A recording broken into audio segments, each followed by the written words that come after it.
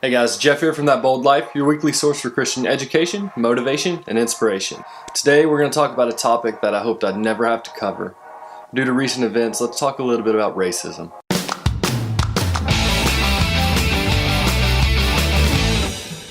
So I'm going to be straight up with you guys. So whenever I heard about what happened, two things came to mind.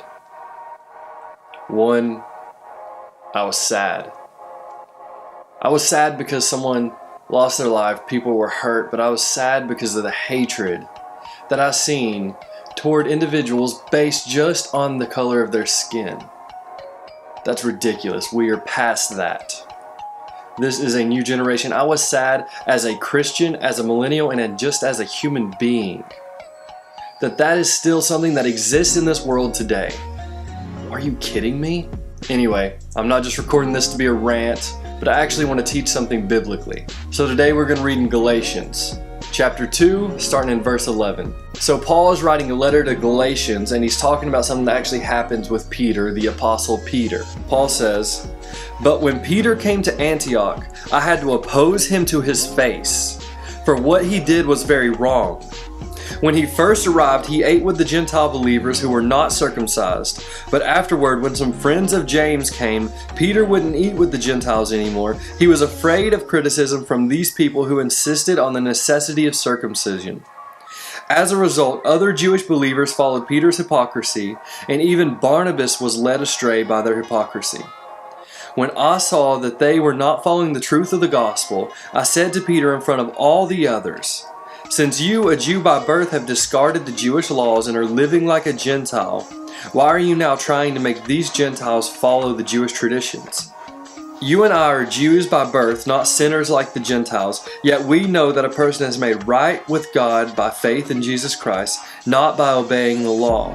And we have believed in Christ Jesus so that we might be made right with God because of our faith in Christ, not because we have obeyed the law. For no one will ever be made right with God by obeying the law.'" So essentially what Paul is saying, that he has to come and he has to oppose Peter because of racism. You see, the Jews and the Gentiles, they were different races of that day. And basically, Peter had gotten to a point where he was only sitting with the Jews. He was only hanging out with the Jews. He felt like only the Jews were doing right. And that was shaming the Gentiles. And Paul comes in at this point and he says, "Peter, racism is wrong. Racism is wrong." In fact, he goes as far to say is that Peter was not, in verse 14, he says, "When I saw that they were not following the truth of the gospel message." When I saw they were not following the truth of the gospel message. Guys, that means that racism and prejudice is not the truth of the gospel. That anyone who expresses a preference based on the color of someone's skin, that is not the truth of the gospel. I'll take it a step further. Anyone who opposes someone because of their belief system, anyone who opposes someone because of the color of their skin or where they were born or where they live or even the things that they believe, that is not the truth of the gospel. I'll be straight up with you guys. I am a hardcore conservative. I side with most Republicans. Now, if you hate me because of my belief, I believe that is not the truth of the gospel. And if you are a pro-choice, pro-gun control, hardcore left, I love you anyway. We disagree, and that's okay. We can do that in this culture. There are plenty of decisions that can be made. We can disagree, but according to the truth of the gospel, we got to love each other anyway.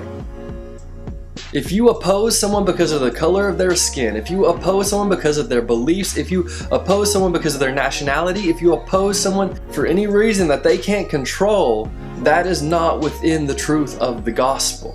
If you want to follow the truth of the gospel, it's very simple. Jesus actually outlines it when he's asked, what are the two most important commandments? He says, "Love the Lord your God with all your heart and with all your soul and with all your mind and with all your strength." And the second is this, "Love your neighbor as yourself. There is no greater commandments than these." Love your neighbor as yourself. Jesus, do you only mean my white neighbor? Jesus, do you only mean my African American neighbor? Jesus, do you only mean my Asian neighbor? No, he says love your neighbor every race, every nationality, every belief system, your enemies, your friends, those who persecute you, those who want to do harm to you, love them anyway. I'm sorry, if you are racist, you cannot consider yourself a Christian. If you are racist, you cannot consider yourself belonging to my God, because my God is not the God of racism. My God is the God of love. Above everything else, you must love each other. Love your neighbor as yourself. That's one of the top 2 most important commandments from the mouth of Jesus himself. Alright guys, I hope you enjoyed my Bible lesson / rant. I hope that you got something from it, that it's encouraged you. If you feel like someone else needs to hear this, go ahead and hit that share button.